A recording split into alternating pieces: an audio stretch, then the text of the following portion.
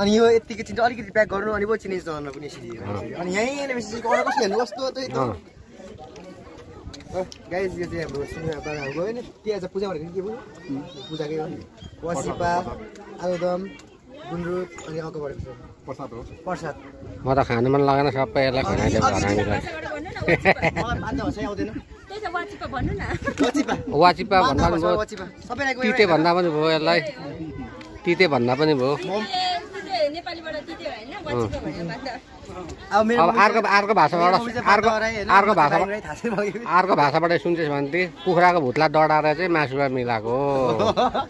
त्यसलाई चाहिँ वाचिपा भन्छ के भन्छ नाना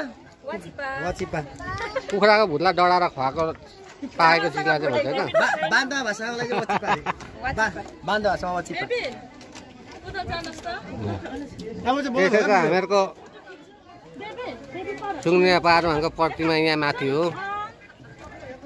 हल्का सापले उयो गर्नु हुँदैछ ब्रिफिङ गरिदिनु हुँदैछ ल यस्तै छ